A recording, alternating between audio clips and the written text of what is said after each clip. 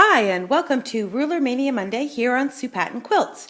Today we're continuing with our stone set designs, and I am filling in to show you some quick and easy sashing and border designs. So today I'm going to use my gemstone. It comes separate or in the package with the stone set. So today what I'm going to do is I'm going to use my middle gemstone. I'm going to separate my little pieces. Oops, one more. Go all the way over, trying not to catch my thread on there. I'm going to lock it in place. I'm going to find my glasses so that I can see what I'm doing. And we are ready to go. I'm going to position my gemstone so that my etched markings line up perfectly with my ditch. I'm going to ensure that my stitch regulator is on, and away we go. I'm simply going to slide down to here and back to this point. I'm going to turn my machine off, slide my ruler, realign it, and go again. Up and back to my ditch, needle down, shift and slide, and I'm simply going to work my way across my ditch. Nice easy tension on my ruler, not pushing down too hard. Let's do one more in here. We might be able to fit two. So there's one. We'll do one more right here to finish it off. Line it up with my ditch. Now I'm simply going to separate one side of my ruler, turn it, slide it right out of the way, and now I'm simply going to, using free motion, fill this little section in. So here we go. I'm going to jump sort of kind of into the center, place a question mark, sort of kind of into my point right here on my ditch, and continue until I line up with the ones that I've previously done. Here we go. I'm going to go bump, question mark, down, bump, bump, question mark, down, bump, bump, question mark, down, bump, bump, question mark, down, bump, one more, bump, question mark, down, and bump. Now, it would be just fine leaving them like this, or I could come down and repeat that design perfectly placed in here, or I can do what I've done over here, and I'm going to switch out my threads. I'm going to do some long lines with a full 1/4 inch in between. Then I'm going to change it up a little in between my sections and do a much tighter, closer together straight line. I'm simply going to use the edge of the ruler I currently have because it's perfect and I don't have to search for a new one, and fill it in as I go after I've changed my thread color. I could, of course, absolutely fill it in the exact same color, and I would simply make sure that my stitch regulator is on, come all the way up, etch over in my ditch to wherever I want to be, slide over my ruler, and piano key up and down, shift, piano key, touch my triangle, back to my ditch, and slide through. Touch my triangle, up, and slide through my ditch. And I'm just ensuring that the edge of that ruler lines up with the line previous if I want them all to be the same exact size. And we could continue on and fill that space in, but today I'd like to show you one more little idea for that sashing. So I'm just going to needle up, needle over. I'm going to grab my Femore curved scissors, and for those of you who are asking, this is a Femore 738-2 scissor, and I will put some information in the drop down.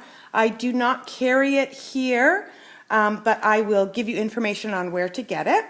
So now I'm going to just, rather than separating my puzzle piece today, I'm simply going to lift and drop my foot right inside there. I'm going to realign with where I stopped. Needle down, needle up, pull my bobbin thread up. I'm going to take a couple of little tack down stitches just to secure it in place. I'm going to lift my ruler and I'm going to try to slide my threads underneath so that they're out of the way. Hate to get caught up in those threads as I'm quilting. Now I'm simply going to position it however I would like to have it. I'm sort of kind of running it through the center of my sashing here. You can scoot them up and down like we did previously with our tumbling blocks. But today I'm just going to sort of kind of wiggle it through the center of my space. Again, I'm going to ensure that my stitch regulator is on, and I'm simply going to trace around, making sure that I'm slightly pushing against my thing. Now I'm going to fill this diamond in, so what I'm going to do is rather than retrace and have a thicker line on just one side of my diamond, I'm actually going to sneak right through the center, which will later become the spine on the design that I'm going to carry through, and shift. I'm going to line it up so that it stays somewhere inside that sashing. If you notice, I am trying to go in a clockwise and counterclockwise motion so that as I'm stitching, I'm not pushing all of my fabric either to the bottom of my sashing or to the top of my sashing. I'm going to shift and slide, line it up, and go again.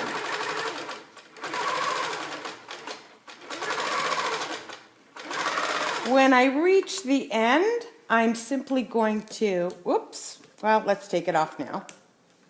I'm going to separate my puzzle piece. I'm going to slide it out and put it aside. Now I'm just going to free motion. And I'm simply going to start working my way back down. And I'm actually going to put my machine into manual mode because that's actually how I prefer to stitch. And I've got it set nice and slow so that I don't go too quickly and you can see what I'm doing. I hope that video is nice and clear for you today. And I'm simply going to work my way and fill that diamond space in, sliding through the points as I reach the next one, filling in, and I'm just using a random, sort of kind of similar, not exactly the same design to fill that space in.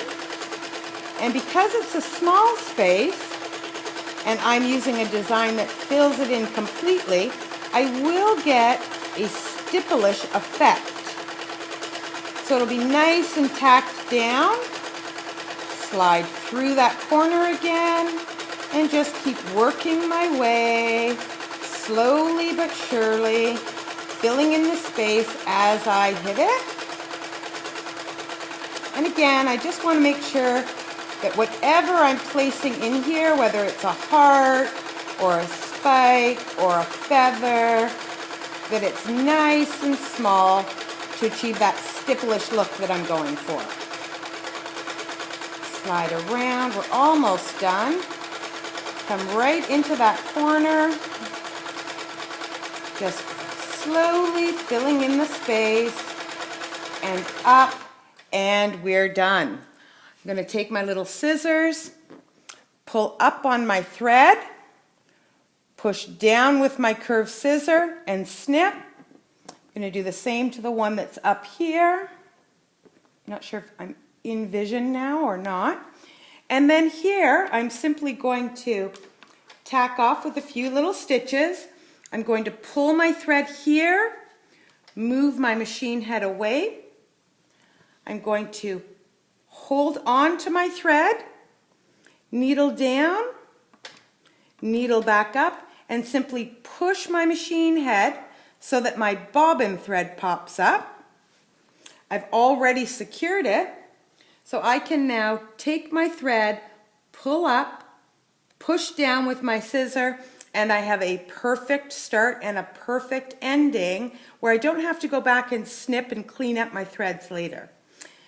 Now on this one again, I've decided that rather than do straight line grid, I've actually decided to do on a diagonal. So I've taken a diagonal straight line ruler. This one's from Handy Quilter, and it actually has markings on it for that 45-degree angle. So what I did was I simply lined that 45-degree angle up and stitched over stitched back, stitched over stitched back, and there you have it. Although I will say that this is more than enough stitching to secure and hold down your sashing and keep it in place. You guys all know though I like a gross misuse of thread. So in my case, I would absolutely switch out my thread colors and go back and create some kind of texture and movement to fill that outer space in. I hope you've enjoyed today's quick lesson with our gemstone, and we'll see you again next week here on Ruler Mania Monday on Patten Quilts.